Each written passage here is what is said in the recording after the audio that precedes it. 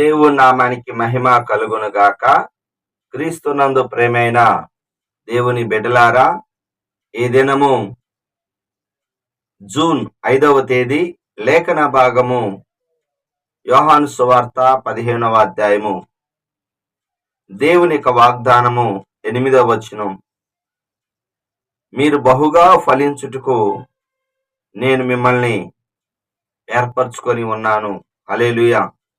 మనం బహుగా ఫలించాలి అంటే 1 నుంచి దాదాపు 8 వచనాలలో మనం ఫలించాలి అంటే ఆయన యందు మనం నిలిచి ఉన్నప్పుడు, యేసు ప్రభువారు ద్రాక్షవల్లి, మనము తీగలం. తీగ ద్రాక్షవల్లిలో ఉంటేనే గాని బహుగా ఫలించదు. ఫలించాలి అంటే దేవుడితో అంటుకట్టబడి ఉండాలి.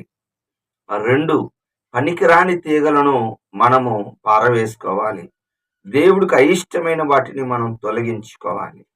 3, 15వ అధ్యాయం 7వ వచనములో ఆయన మాటలు మన యందు ఉంటే మనము ఫలిస్తాం.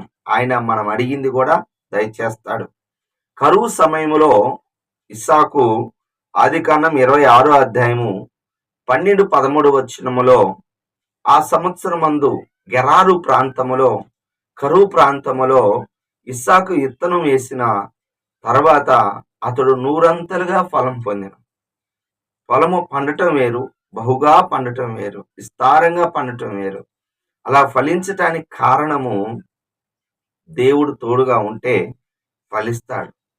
మరి ఇస్సాకు యొక్క పొలము పండటానికి ఆ చుట్టుపక్కల ఉన్న గెరారు ప్రాంతంలో ఉన్న వాళ్ళు ఇతడు ఎందుకు ఫలించాడు అన్నదానికి చివరికి వాళ్ళు తెలుసుకున్నది ఏమిటి అంటే, నీకు దేవుడు తోడుగా ఉన్నాడు కనుక మీరు ఫలిస్తున్నారు అంటే దేవుడు తోడుగా ఉన్నది వాళ్ళు చూశారు. వారి బావులు పూడ్చినా గాని అతడు మరలా బావులు తవ్వుకొని మరి ఫలిస్తూ ఉన్నాడు. కాబట్టి ఎవరైనా చెప్పినా దేవుడు దీవించాలి అంటే, దేవుడు నీకు తోడుగా ఉంటే నువ్వు దీవించబడతావు. ఒప్పుకోవలసిన పాపం 19వ వచనం. దేవుడు మనల్ని ఏర్పరచుకున్నాడు. అలాగనే ఆ లోకం ఆయన్ని ద్వేషిస్తుంది గనుక మనల్ని కూడా ద్వేషిస్తారు. మనం ప్రభువు నమ్ముకున్నందుకే మనల్ని ద్వేషిస్తారు. మంచి అర్పణ 1 యోహాను రాసిన పత్రిక 3వ అధ్యాయం 12వ వచనములో కయీను దుష్టుని సంబంధి. ఎందుకంటే తన అర్పణను దేవుడు అంగీకరించలేదు. అందువలనే తన సహోదరుణ్ణి చంపాడు. దుష్టుడు ద్వేషించాడు. కారణం ఏ యొక్క వివాదం లేదు. ఆస్తి తగాదాలు కానీ మరొకటి కాదు కానీ కేవలము మరి తన అర్పణ అంగీకరించలేదనే ఉద్దేశముతోనే అతడు మరి తమ్ముణ్ణి మరి చంపివేశాడు. అలాగా మనం ఉండకూడదని దేవుడు ఆశిస్తున్నాడు. మనం ఇతరులను ద్వేషించకూడదు. మరి ద్వేషించినప్పుడు మనం ఏం చేయాలి? మనము సంతోషించి ఆనందించాలని మత్తయి సువార్త 5వ అధ్యాయం 11వ వచనములో స్పష్టంగా రాయబడింది. నా నిమిత్తం మిమ్మల్ని నిందించి హింసించి మీ మీద చెడ్డ మాటలు పలుకున్నప్పుడల్లా మీరు సంతోషించి ఆనందించుడి, పరలోకంలో మీ ఫలము అధికమగును అని వాక్యం సెలవిస్తుంది.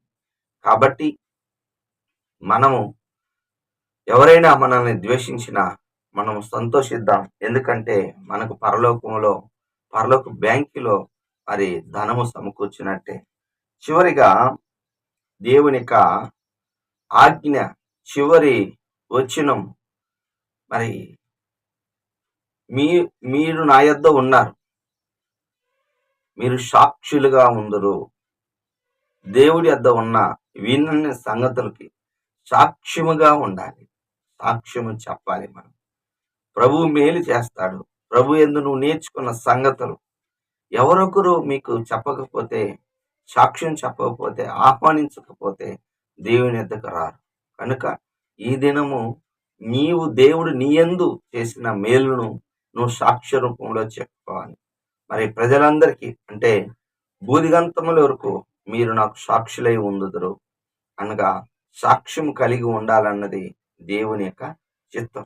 గుర్తుపెట్టుకోండి, మనందరము దేవునికి సాక్ష్యముగా పనిలో గాని ఇంకొక రకంగా కానీ ఏదో ఒక రూపంలో వీళ్ళు దేవుని బిడ్డలు, వీళ్ళు చక్కగా ఉంటారు అనే మనసు బాగా గమనించండి.